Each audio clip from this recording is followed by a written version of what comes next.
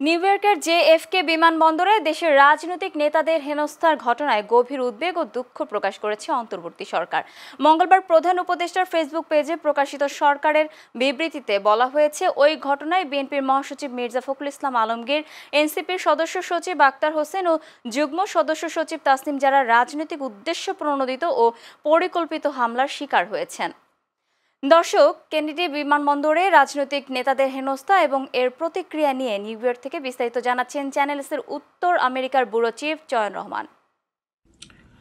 যেটি আমরা থাম্বনেল করেছি যে দেউলিয়াতের পথে নিউ ইয়র্কের বিএনপির রাজনীতি, এই কথাটি আসলে এই জন্যই বলা হচ্ছে যারা বিএনপির যারা এখানকার কর্মী সমর্থক বা নেতারা রয়েছেন তারা আজ প্রায় দিনভর একই আলোচনা ছিল যে আসলে কেন জিএফকে বিমানবন্দরে তাদের মহাসচিবকে এমন অবস্থায় পড়তে হলো।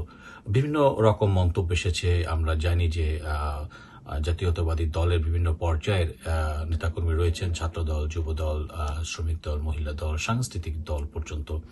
তারা আসলে বুঝে উঠতে পারছিলেন না যে আসলে কেন এমনটি হলো, এবং সেক্ষেত্রে তাদের পক্ষ থেকে এসেছে যে আমরা জানি যে বিএনপি রাজনীতি দেশ ছাপিয়ে কিন্তু বহির্বিশ্বের বিভিন্ন জায়গাতেই বিভিন্ন দেশেই রয়েছে, কিন্তু সেসব দেশে আমরা কমিটি দেখেছি বা কে তাদের নেতৃত্ব দেবেন সেটি জানে, কিন্তু একমাত্র ব্যতিক্রম হচ্ছে যে এই যুক্তরাষ্ট্রের এখানে কিন্তু একটি কমিটি থাকলেও স্থায়ী তার রূপ নেই। বেসিক্যালি নিউ ইয়র্কের মতো একটি জায়গাতে তাদের সাংগঠনিক রাজনীতি কে পরিচালনা করবেন, কিভাবে করবেন সেটির কিন্তু কোনো নির্দেশনা নেই। কাজেই এখানটিতে তারা একটি অন্যতম পথ হিসেবে দেখছেন যে কার নির্দেশনা মানবেন, কার কথাটিকে প্রকৃত হিসেবে তারা ধরে নেবেন, এটি কিন্তু দীর্ঘদিন ধরেই অনুপস্থিত হিসেবে রয়েছে। আসলে গতকালকের সামগ্রিক যে পরিস্থিতি ছিল বিএনপি মহাসচিবের উপরে কেন এমন আক্রমণ হলো তার প্রেক্ষিতে একটি সংবাদ সম্মেলন করেছে। মূলত বিএনপি সংবাদ সম্মেলন বলতে ভুল হবে, আসলে কিছু সাংবাদিক তাদের যেই তারেক রহমানের যিনি উপদেষ্টা হিসেবে এসেছেন তিনি এই সংবাদ সম্মেলনে তিনি করেছেন। তাকে নানান রকম প্রশ্ন করা হয়েছে, কিন্তু সদুত্তর মেলেনি কোনোটিরই। আসলে যে প্রশ্নগুলো এখানকার যারা সাংবাদিক করেছেন যে আসলে সেই যে সফর সঙ্গী হওয়া থেকে শুরু করে এবং শেষ পর্যন্ত যেই দূতাবাসের কথা বলা হচ্ছে বা সরকারের তরফের কথা বলা হচ্ছে সেটি কতটা যৌক্তিক। প্রথম প্রশ্ন ছিল যে যদি এটি সফর সঙ্গী হয়ে থাকে তাহলে কেন পরবর্তীতে ভিসা সংক্রান্ত জটিলতা বলছে, কেন বলা হচ্ছে যে B1 ও B2 ভিসা নিয়ে এসেছিলেন। আমরা জানি যে যুক্তরাষ্ট্রের B1 B2 হচ্ছে ভ্রমণ ভিসা, তবে এই বিষয়টি কি একেবারেই অজানা ছিল যারা এখানে এসেছেন যে এটা তো আমেরিকা যুক্তরাষ্ট্র, সবকিছুই কিন্তু নিয়মের মধ্যেই চলতে হয়।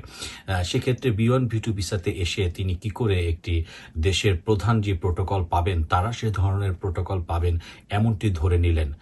কাজেই অন্তর্বর্তী সরকারের যে বিবৃতিতে যেটি বলা হয়েছে যে শেষ মুহূর্তের অপ্রত্যাশিত যে শব্দটি উল্লেখ করা হয়েছে বিবৃতিতে, কেন এটি অপ্রত্যাশিত? এটি তো প্রত্যাশিতই, কেননা রাষ্ট্রপ্রধান হচ্ছেন ডক্টর মোহাম্মদ ইউনূস। কাজেই তিনি যুক্তরাষ্ট্রের সকল ধরনের প্রোটোকল ভিভিআইপি সকল কিছু উনি পাবেন, এটাই স্বাভাবিক। কিন্তু তার যারা সফর সঙ্গী কেন তারা সেটি আশা করবেন? যদি সফর সঙ্গী হয়েই থাকেন তাহলে কেন তারা B1 B2 ভিসা নিয়ে আসবেন? কাজেই প্রশ্ন কিন্তু সেখানেই ছিল।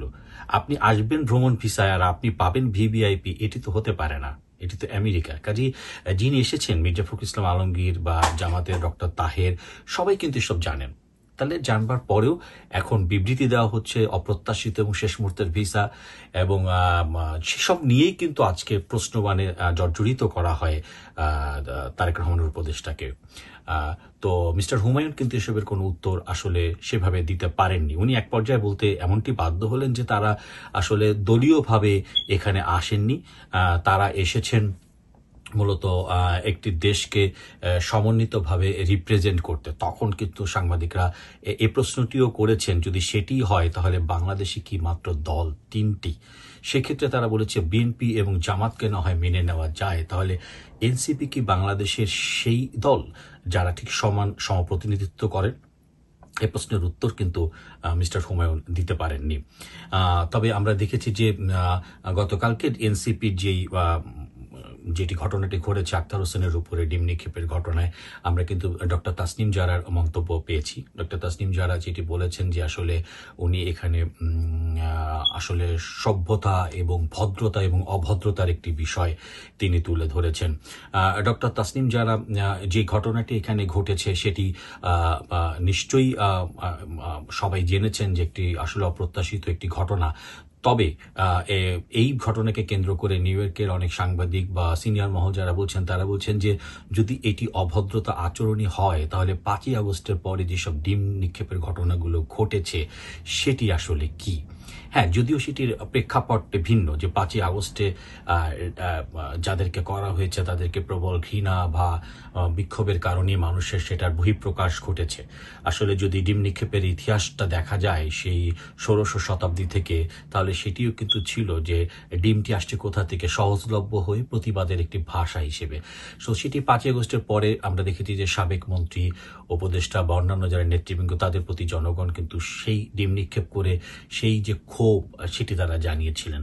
প্রশ্ন হলো যে প্রবল যে জন আকাঙ্ক্ষার উপর ভিত্তি করে ডক্টর মোহাম্মদ ইউনূসের এই সরকার, সেই এনসিপি নেতাদের কি এমন হলো যে 1 বছরের মাথায় এসে তাদেরকে এই বিদেশ বিভুঁইয়ে এই ধরনের ঘটনার সম্মুখীন হতে হলো।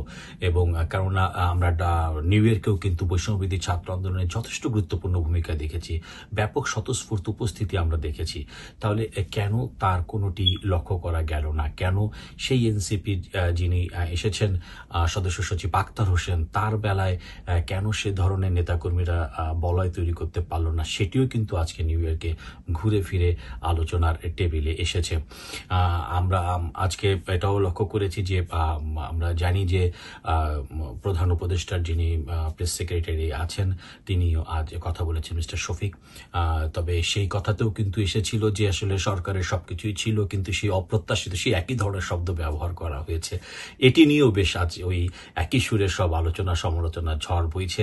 আসলে যে উদ্দেশ্য জাতিসংঘের যেই সম্মেলন চলছে এবং আমরা জানি যে আমাদের জন্য যে নির্ধারিত তারিখে ডক্টর মোহাম্মদ ইউনূস ভাষণ দিবেন, সেটিতে কি কি বিষয়ে উল্লেখ থাকবে বা না থাকবে সেটিকে ছাপিয়ে কিন্তু এই ডিম কাণ্ড বলা যায় যে দেশ ছাপিয়ে নিউ ইয়র্কেও এখন বেশ আলোচনার বিষয়।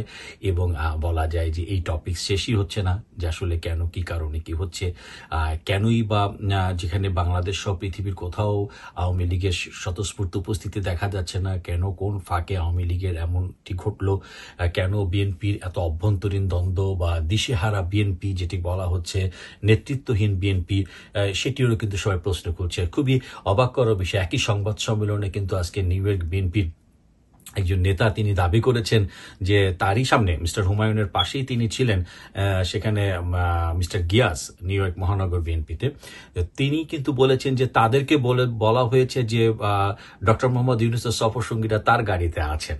তো তৎক্ষণাৎ লক্ষ্য করা গেল যে হুমায়ুন কবির কিন্তু তাকে থামিয়ে দিয়েছেন, তাকে কিন্তু পরবর্তীতে আগাতে দেননি। আমরা জানি সহ আন্তর্জাতিক সম্পাদক যিনি মিস্টার খোকন তিনি এসেছিলেন, তাকেও বেশ উদ্বিগ্ন এবং বিষণ্ণ দেখালো।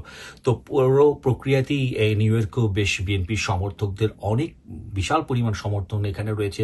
তারাও চাচ্ছে যোগ্য নেতৃত্বের মাধ্যমে নিউ ইয়র্ক মহানগর বিএনপি আগামীতে বেশ গতিশীল ভূমিকা রাখবে।